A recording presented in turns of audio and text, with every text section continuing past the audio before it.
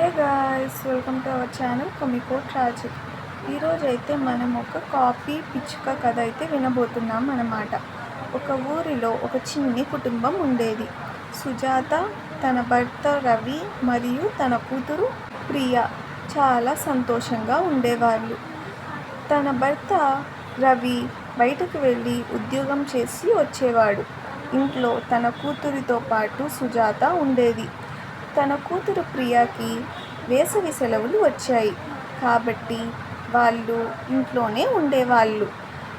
ఇంకా సెలవులు కాబట్టి సుజాత, ప్రియా మంచిగా ఉండేవాళ్ళు కలిసిమెలిసి. తన భర్త బయటికి వెళ్ళి సంపాదించుకొని వచ్చేవాడు. ఒకరోజు మన ఇంటి దగ్గర ఒక చెట్టు ఉండేది. ఆ చెట్టు మీద పక్క ఊరి నుంచి ఒక పిచ్చుక కుటుంబం వస్తుంది. ఒక తండ్రి పిచ్చుక, తల్లి పిచ్చుక, అలానే ఒక కూతురు పిచ్చుక వచ్చేవి. అవి చూస్తూ ఉండేవి ఎక్కడ నివాసం చేద్దామని. అప్పుడే వాళ్లకు రవి వాళ్ళ ఇంటి దగ్గర ఉన్న పెద్ద చెట్టు కనిపిస్తుంది. దాంతో తండ్రి పిచ్చుక మనం ఇక్కడే నివాసం ఉందామని చెబుతాడు. సరే అని తల్లి పిచ్చుక మరియు పిల్ల పిచ్చుక ఆ చెట్టుని చూసి అవును నాన్న చాలా బాగుంది అని చెబుతాయి. దాంతో వాళ్ళు అక్కడే నివాసం ఉండడం మొదలుపెట్టారు. ఇక్కడ మన తండ్రి పిచ్చుక బయటకు వెళ్ళి ఏమైనా ఆహారం దొరుకుతుందా అని చూసేది రోజు. అలానే మన తల్లి పిచ్చుక మరియు పిల్ల పిచ్చుక అక్కడే ఆ చెట్టు మీదే ఉండేవి. కాబట్టి రోజు తినడానికి ఆహారం తండ్రి పిచ్చుకే వెళ్ళి వెతికేవాడు.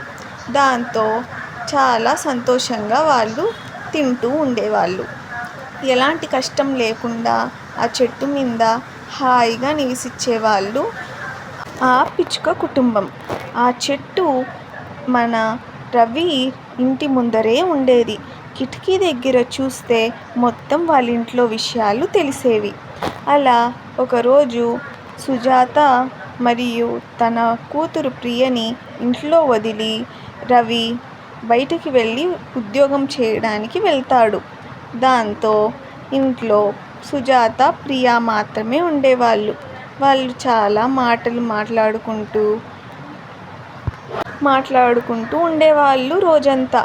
ఒకానొకప్పుడు సుజాతకి ప్రియా ఇలా అంటుంది, అమ్మ నేను నీకు జడ వేస్తాను అని అంటుంది. దాంతో సుజాత కూడా ఒప్పుకుంటుంది. అలా జడ వేయడం, ఇంకా మేకప్ చేస్తానమ్మా నీకు అని అడుగుతుంది సుజాతను. దాంతో సుజాత ఒప్పుకుంటుంది. సరేనని మేకప్ చేసుకోవడం, మాట్లాడుకుంటూ చాలా సంతోషంగా ఉండేవాళ్ళు వాళ్ళు ఇద్దరు. ఇలా అందరి గురించి మాట్లాడుకుంటూ చేసుకుంటూ ఉండేవాళ్ళు. సరే అని ఇలా జరుగుతూ ఉండగా ఆ కిటికీలో నుంచి మన పిల్ల పిచ్చుక మరియు తల్లి పిచ్చుక వీళ్ళను రోజు చూస్తూ ఉండేవి. ఇలా ప్రతిరోజు ఏదో ఒక పని చేస్తూ తన తండ్రి సంపాదించిన డబ్బులు వృధా చేసుకుంటూ ఉండేవాళ్ళు. ఏ ఒక్క పని మంచిది కాదు కానీ వాళ్ళు చేస్తూ ఉండేవాళ్ళు. అవంతా బయట నుంచి మన చెట్టు మీద ఉన్న తల్లి పిచ్చుక మరియు పిల్ల పిచ్చుక చూస్తూ ఉండేవి. ఇవంతా గమనించి మనం కూడా ఇలానే చేద్దాం అని ఆలోచనలో పడతాయి ఇవి. సరే అని ఆలోచిస్తూ ఉండగా వాళ్ళు చేసినట్టే వీళ్ళు మాట్లాడుకోవడం మొదలు పెడతారు. వీళ్ళ గురించి మాట్లాడుతూ ఉంటారు. సరే అని చెప్పి వాళ్ళు ఏమైతే చేస్తున్నారో అవంతా వీళ్ళు కూడా చేసేవాళ్ళు. సరే అవేమన్నా మంచి పనులా అంటే కావు, అన్నీ వృధా పనులే. తల్లి పిచ్చుక మరియు పిల్ల పిచ్చుక కూడా మేకప్లు చేసుకోవడం, వాళ్ళు మాట్లాడుకున్నట్టు వాళ్ళ గురించి మాట్లాడుకోవడం, వాళ్ళ తండ్రి తెచ్చి పెట్టిన తిండి మొత్తం వృధా చేయడం ఇలానే చేస్తూ ఉండేది. ఇలా రోజు వాళ్ళు ఏం చేస్తారో అవి చేస్తూ ఉండేది. అలా ఒకరోజు రవి మరియు సుజాత ఇద్దరూ గొడవ పడతారు. ఎందుకు నువ్వు డబ్బులన్నీ వృధా చేస్తున్నావు అని రవి సుజాతపై కోప్పడతాడు. కానీ సుజాత దానితో ఒప్పుకోదు. అందుకు గొడవ పడుతూనే ఉంటారు. అది చూసిన మన తల్లి పిచ్చుక ఇలానే మనం కూడా చెయ్యాలి అని చెప్పి తన భర్త తండ్రి పిచ్చుకతో కూడా గొడవ పడడం మొదలు పెడుతుంది. అక్కడ వాళ్ళు గొడవ పడుతున్నారు కాబట్టి మనము గొడవ పడాలి అని చెప్పి వాళ్ళు ఇక్కడ కూడా గొడవ పడడం మొదలు పెడతారు.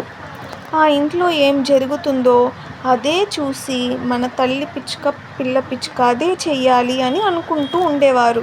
కాబట్టి వాళ్ళు గొడవ పడ్డారు కాబట్టి మనం కూడా గొడవ పడాలి అని చెప్పి గొడవ పడుతూ ఉండేవాళ్ళు వీళ్ళు. దాంతో ఈ తండ్రి పిచ్చుకకు అనుమానం మొదలవ్వడం స్టార్ట్ అవుతుంది. ఎందుకు ఇలా చేస్తోంది, ఇప్పుడు ఏమీ అవ్వలేదు కదా, ఎందుకు నాతో గొడవ పడుతోంది అని ఆలోచనలో పడుతుంది తండ్రి పిచ్చుక. ఇది ఎందుకు జరుగుతుందో నేను కనుక్కోవాలి అని ఆలోచిస్తూ ఉంటుంది తండ్రి పిచ్చుక. ఎందుకు నేను ఇప్పుడు ఆలస్యంగా వచ్చాను, మీకోసం కష్టపడి తిండి వెతికి నేను తీసుకొచ్చాను, కానీ నన్నే తిడుతున్నావు అని దానికి సమాధానం చెప్తుంది. కానీ మన తల్లి పిచ్చుక మాత్రం వినదు, గొడవ పడుతూనే ఉంటుంది. ఎందుకు గొడవ పడుతోందో చెప్పదు, కానీ గొడవ మాత్రం పడుతూనే ఉంటుంది. దాంతో ఇంకా తండ్రి పిచ్చుక ఓపిక నశించిపోయి ఇది ఎందుకు ఇలా జరుగుతోందో నేను తెలుసుకోవాలి, లేదంటే మన కుటుంబం ఇలా సంతోషంగా ఉండడం జరగదు. కాబట్టి సంతోషంగా ఉండాలంటే దీనికి కారణం ఏంటో తెలుసుకోవాలి అని చెప్పి ఒక పథకాన్ని ఆలోచిస్తుంది మన తండ్రి పిచ్చుక. మరుసటి రోజు తండ్రి పిచ్చుక తల్లి పిచ్చుక మరియు పిల్ల పిచ్చుకతో ఇలా అంటాయి, సరే నేను వెళ్ళి నీకోసం ఆహారం వెతుకుతాను, మీరు ఇక్కడే ఉండండి అని చెబుతుంది తండ్రి పిచ్చుక. కానీ వాళ్ళకి తెలియని విషయం, తండ్రి పిచ్చుక ఇప్పుడు వెళ్ళకుండా చాటుగా ఉండి వీళ్ళేం చేస్తారు రోజంతా అని చూడాలి అని చెప్పి దాక్కొని చూస్తూ ఉంటుంది వీళ్ళని. అప్పుడు తండ్రి పిచ్చుకకు ఒక విషయం తెలుస్తుంది. ఆ పిచ్చుకలు రెండు వాళ్ళ ఇంటినే చూస్తూ ఉంటాయి. వాళ్ళ ఇంట్లో ఏం జరుగుతుందో అవే గమనించి అలానే చేయాలి అని చూస్తూ ఉండడం మన తండ్రి పిచ్చుకకు తెలిసిపోతుంది. దాంతో తండ్రి పిచ్చుక ఇలా అంటాడు, కాబట్టి ఇక్కడ ఉండడం మనకు మంచిది కాదు, మీరు ఆ ఇంట్లో ఏం జరుగుతుందో చూసి మీరు అలానే చేస్తున్నారు, ఈ సావాస దోషం వల్లే మీరు ఇలా మారిపోతున్నారు అని గట్టిగా ఖండిస్తుంది. దాంతో మనం ఇక్కడ ఉండడం లేదు, మనం వేరే చోటు వెతుక్కుందాం, ఇక్కడ ఉంటే మనం సంతోషంగా బ్రతకలేం అని తండ్రి పిచ్చుకగా గట్టిగా చెప్తుంది. దాంతో వేరే గ్రామానికి వెళ్ళి అక్కడ నివాసం ఉండడం మొదలు పెడతారు. అక్కడ సంతోషంగా ఉంటారు. ఈ కథ నీతి ఏంటంటే మనం ఎప్పుడు ఎవరితో సావాసం చేసినా మంచి వాళ్ళతోనే చేయాలి, వాళ్ళ అలవాట్లే వస్తాయి.